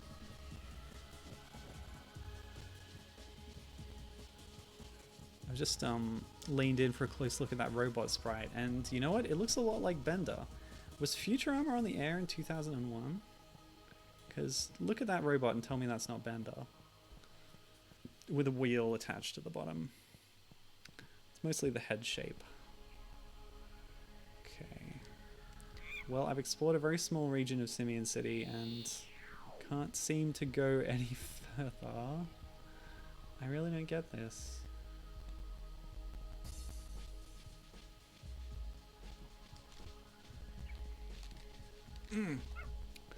That might be doable.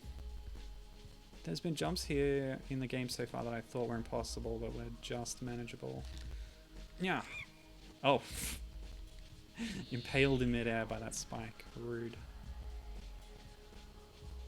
Now, why are the vines and spikes killing me? Surely on my home turf, they would not be so aggressive towards me. Spikes maybe, but, you know. Oops. That's not what I wanted. So I have to actually quit now. Yeah, okay. So Sheepshaver does take control of your command queue inputs. It doesn't quit Sheepshaver. Let me just check this. If you find a bug, report it to Fantasoft. Yeah, that's probably not going to help.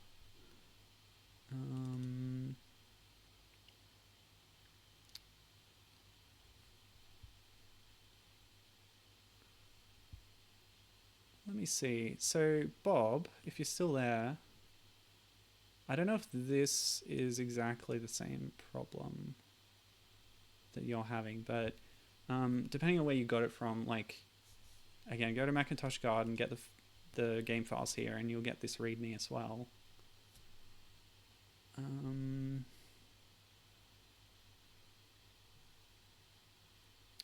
Yeah, and as Eric is saying here, thank you, Mark Elliott, for bringing this back to life. He sent the stuffed file of the game and the patches. Or, no, not the patches were probably in there as well. Anyway, yeah, whatever.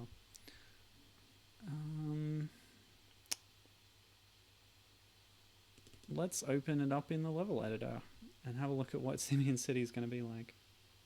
Alright, Gibbon is talking about Planet of the Apes stuff, which is good. Planet of the Apes was 700 years into the future from 1972. So around 2700, give or take. But then Cornelius traveled back in time to our present. That's right. There were like five or six like Planet of the Apes movies, and they ended up with some of these ape characters going back in time to our present, or, you know, the present of the 70s or 80s or whatever. And his kid, Cornelius II, lived in present day. Wow, okay, so... Yeah, okay. So guerrilla warfare takes place in a world post the Planet of the Apes sequels, where Cornelius II has established an intelligent ape society. Yes, that's what we're going to say. Good. Okay, so we worked out... yeah, we worked that out. Good. Okay. Yeah.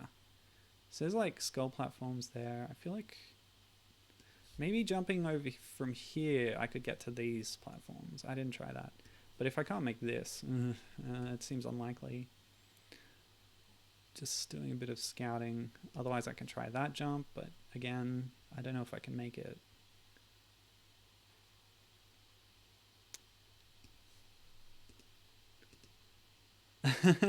Some nice poses there. Okay, very good.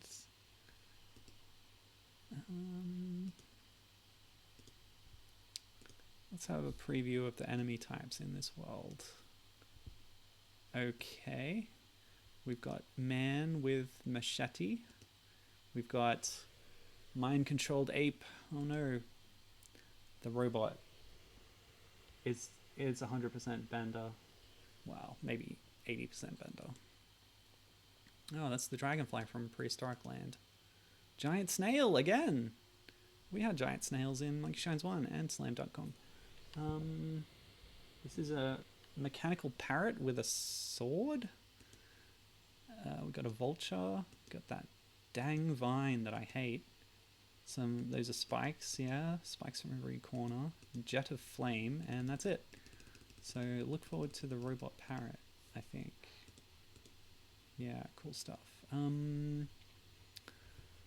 So I'm really not sure how to progress, but looking at this, you can see if we go up here, there's a green door. Okay, teleporter. I think you're supposed to be able to go here and then up and then over and over here. That's probably it. So I guess I'll try it, and I'll put a jetpack in since I'm in the level editor just in case. You're gonna get some mind control apes down there. Where is the green key? There's going to be a lot of backtracking in this game, I can tell. Well, I could already tell that, but... okay, so we'll drop over here. We'll pop down a little jetpack right there. Just for safety. And you know what? Since we're being safe, why not? Why not? Why not? Nobody's going to stop me. Are you going to stop me? No, you can't. I've done it. It's too late. Yeah, thanks for the Planet of the Apes lore, by the way, Given. It's really, really good filling me in on that. Because there is so much to that franchise. It's fascinating. My familiarity with it comes from the episode of The Simpsons where Troy McClure is in Planet of the Apes the musical. And I also read a Star Trek Planet of the Apes crossover comic. That was pretty rad. Yeah, rad. Okay, so I'll try some of those tricky jumps again. Oh, seriously? How careless of me. I feel like I've tried that block one, so I'm not going to do that again, but I'll go over to the right. Oh, what? Come on.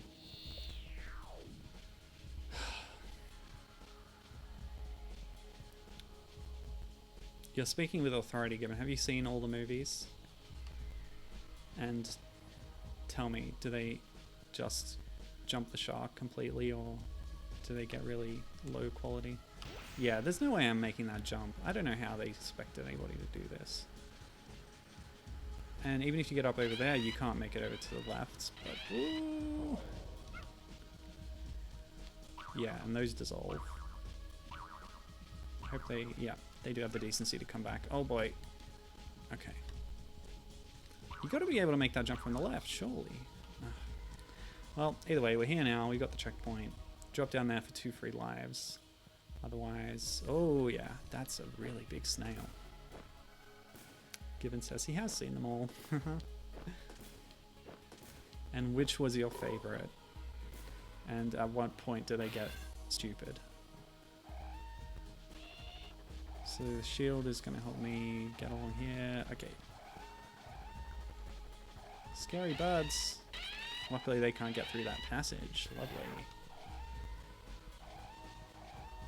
And I don't remember the layout from here, so back to exploring, which is nice. There might be an extra, you know, second, you know, backdrop to Simian City if I get through a teleporter at some point. Oh, poor apes. I have to do this, I'm sorry. Ow. Ow. Oh, they dissolved into shimmering particles. I feel terrible. I gotta try this out. It doesn't look any different. I guess it does more damage, probably. Unnecessary jetpack. Oh, where do I go? There was a teleporter somewhere. I'm sure of it.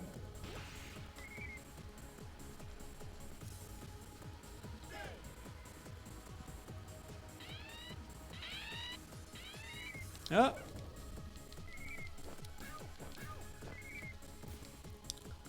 Gibbon's dropping some hot Planet of the Apes takes that I want to read, but it's a bit tense right now. If I drop down here, I will die from fall damage, but there's nothing else I can do. I can't make that jump. Oh, I didn't die. Great. Nom nom nom nom nom. Too bad cherries don't restore my health. They're not watermelons after all. Oh! Okay. Oh, back here. So, Gibbon says, the older run of films kind of got lower and lower budget and went from gritty, hard sci-fi to for kids territory at the end. But that was... Oh boy. Okay. Yeah, we don't even need to worry about that stuff. But that was fine, since there was a cohesive arc of the new timeline, resulting in a world where apes and humans living in harmony. Oops. Whoa boy. So, speaking of new territory, we're in a new place now.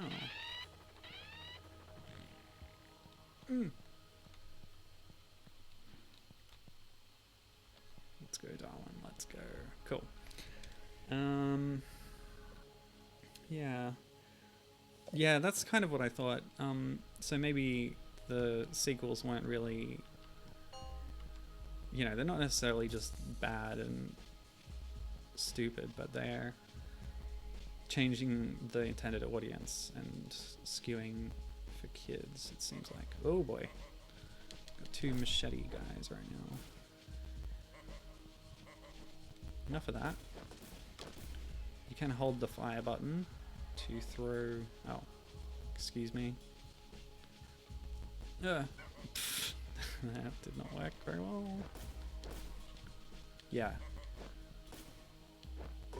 Take that, jerk. And the first reboot was fun. So that would be the Tim Burton reboot around a similar time to this, yeah? 2000 and something. It was in the early 2000s, I think. So maybe the rebooted film of Planet of the Apes inspired this in a slight way. The newer films, as in starting from, what is it, Dawn of the Planet of the Apes? Gibbon says the newer films take themselves way too seriously, lol, but their CG is great and I still enjoyed watching them. I'd have to say the originals are my fave, possibly for nostalgia reasons. I haven't read any of the recent-ish comics, but I've been meaning to check them out. Well, the Star Trek one that I read, I can tell you, it's called the Primate Directive. And, yeah, good pun, right? And it's... Sorry, I have the green key now, so what I'm going to do is head back to the start, because I saw through the level editor that there's a green door in, like, the upper right corner or something. Oh! Oh, the propeller beanie overwrites the jetpack. That's rough. Gosh. Okay. Yeah, but as for that comic, it's very much set at the same time as the first movie. And, like, Charlton Heston's character is a main character in it. And it's sort of, the Enterprise goes in and messes up the continuity of the story of the original film, basically, and things proceed from there. Oh no, it's set just after the conclusion of the first film, maybe. Something like that. It's in that same time frame anyway. It's been a while since I read it.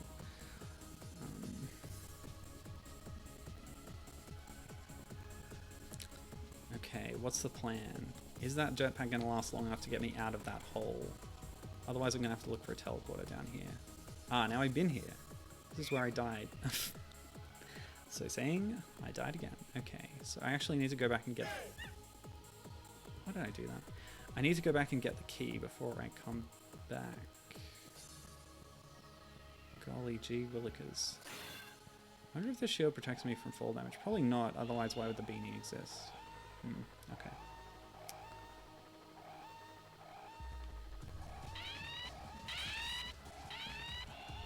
I do kind of like that as an arc where you've got like a gritty satirical sci-fi thing that becomes campy over time and and cheesy. Oh, that dang vine. Oh my gosh. And you gotta do it all in one life. At least there's the checkpoints. Alright, this time I'm gonna try and take out this snail. Even though I have the shield. Might as well. And then see if I can do this. Cool. I'll leave the other one. Oh, that reminds me. Since there was that big Donkey Kong Country connection in the first game where the B character or enemy character essentially looks like a Zinger one-to-one. There's vultures here, which were a prominent enemy type in DKC 1 and 2 as the Neckies and Mini Neckies. But in this case, I would say possibly the choice of animal was inspired by DKC, but even if so, the visual look they've given to the vulture enemies back there is quite different to the Neckies, so I'll give them that much credit.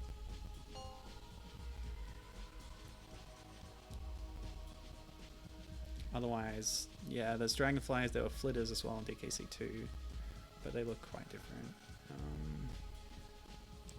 Certainly weren't giant snails in any Donkey Kong game.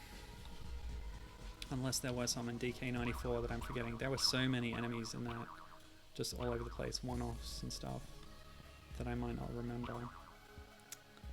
Okay, so either I can go to the right and risk those vines again, or just head for the jetpack and leave, so that's what I'll try this time. And I tried it before, but let's try it again. And try and skip that beanie this time. Where was it? Okay. Oh boy, I'm running out already. No, I'm not. That was the sound of a vulture. We've got plenty of jetpack. Let's go. Yes. Okay, now we're running out.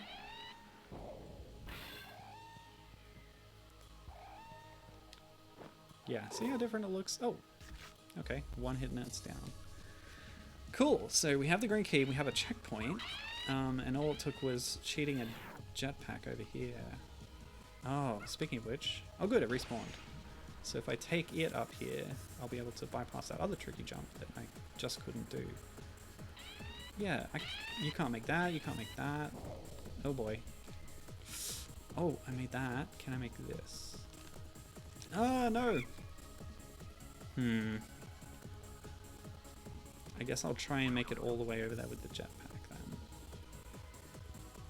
Go. Ultimate speed, ultimate power, let's go.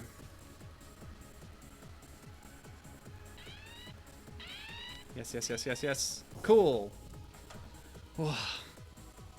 Progress. Now, what am I thinking of? So, Planet of the Apes was very popular. It spawned... Oh, great. It spawned some imitators. I think it was MST3K that I saw them riffing over. It was sort of a movie that had been adapted from a Japanese TV show. I think that's what it was. And the premise of the show was that they're in Ape World, which is heavily inspired by Planet of the Apes. And it was a movie where they'd taken a few episodes, edited them together, and then dubbed them and released it as a movie. I think that's what it was.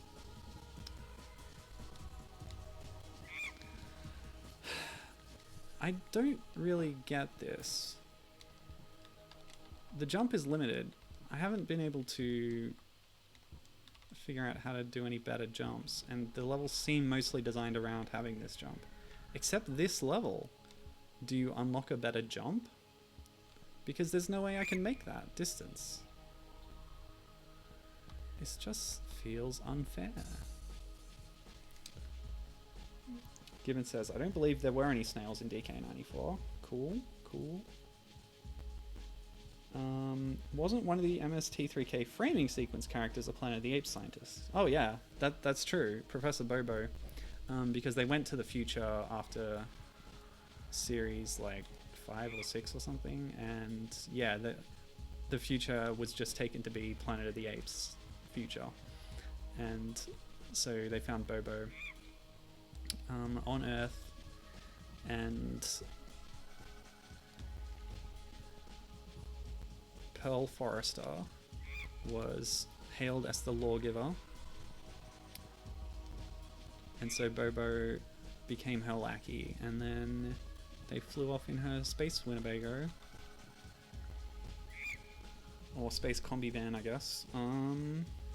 Chasing the satellite of love, and that was the premise for the next few series.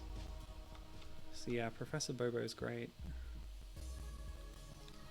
Him and Brain Guy. Yeah, I don't get this game. What is it expecting of me now? I can't go back. I can't make that jump. I just can't. I just can't do it. Ugh. You surely can't stand on Spike, right? I guess I'll try it. Stand on Spike. Oh, I feel like I stood on it for half a second before dying. Let's try it again. Nope, that's death. Maybe if I had a shield, I would actually be able to make the jump. I did get a shield on the upper left of the previous map, but it didn't last long enough to make it to the other spikes. I still don't know how I was supposed to make the original jump without cheating a jetpack into the game. I can throw bananas. I can jump. Actually, what's the energy meter for? Does that tell you how long your things are going to last? I never looked at it before. I think I'm done. I'm going to quickly check the control menu.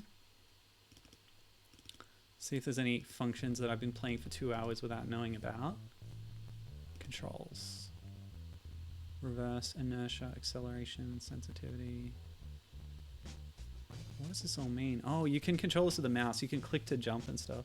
There's a dash! Oh my god, there's a dash. God. Oh, that's incredibly frustrating. Look at button 3. Now, the problem is, this menu, I can't move the mouse on this menu. So, I can't use the arrow keys. Tab does not do anything. Enter just hits OK. Space does nothing. So, I can't change this to see what the button is. Oh my god, I can't believe there's a dash. I'm such an idiot. The docs file in like the readme just has like system requirements and the story. Darwin can walk, run, jump, and throw bananas at his enemies. Oh, it was all there the whole time. Check the help screen. So that's just control. Yeah, that's just objects and stuff. If you do get to Simian City, you must kill all the robots. However, try not to hit any control apes. They are your friends, really, even if they don't behave that way. Well, I broke that rule too. I killed those apes. I'm sorry. Oh, all right. Let's see. I can't believe I even got that far without doing it. I didn't even think. Would that have got me through Rome when I was stuck? I guess it must have. All right, let's figure out the buttons. Oh, this is so dumb. Yeah, Gibbon's reacting. I hate it when there's a mechanic I was completely unaware of, says Gibbon. It's especially bad when you can get by so much without it. All right, so we can jump. Spacebar is throw. It's not command, it's not control. It's shift. There you go, look at that. All right, let me set up my controller. I can't believe I did this entire stream. I feel like a real bozo. Like a real bonzo. So, shift, stop, save. Okay, so now my controller can do shift. Yeah, baby. Look at that. Look how fast I am. Isn't that cool? Oh, well. The hitboxes are still really tight on those, of course. Oh, man. I'm sorry. I'm so sorry. I didn't need that jetpack. I didn't need it at all. I can easily make that jump. Okay, and that's what the energy's for. Ah! I've just gone down a bar by running and jump. By doing a running jump, that takes it down, and then it recharges over time. I don't know why that's a mechanic. That didn't need to be there. Should just let you run and jump as much as you can. Easy. Easy peasy. What did I think when I was going through this? That they just forgot to design the level properly? These people are professionals. Ugh. I'm disappointed in myself. Given says, lol, it's whatever. Yeah. If you got this far, check out the run button, people. Just press shift, or hold shift. Oh my gosh. Plus, it would have taken me a shorter time to get through the levels if I'd been doing that the whole time. Oh, you can even hold it with the jetpack to go faster and get away from those eyeballs. Ah! This is really an interesting time to discover this 2 hours into playing the game at the very end of the stream when I'm just about to end. Oh my gosh. The run button. All the new innovations that they added in Monkey Shines 2. One of them was the run button, and I didn't know about it. Oops. Well, I don't need it now. But I do have a jetpack. Well, even with the run, it's going to be hard to get through those spiked platforms. It would require a lot of precision and skill. And especially after 2 hours of playing this game, I'm not up to it. So I'm going to end here. Oh my gosh. What comedy of errors. This is going to be one for the history books. Playing through the game and only discovering right at the end that you can run. I'm sure I've done that before with something. When I played New Zealand Story Revolution, I forgot for most of the game that you could charge your shots, but again. Well, in that case, you really don't need it because it's very much based on the original in most ways, where you didn't have a charge shot. So to get through the game, you don't really need the charge shot. Anyway, you can run in this game. There's my takeaway. Cool. I'm gonna stop. Yeah, I'm gonna stop. Oh well, it's fine.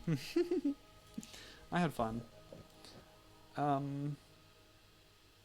If you ever manage to get Monkey Shines 2 Guerrilla Warfare working, try pressing shift. There's a pro tip.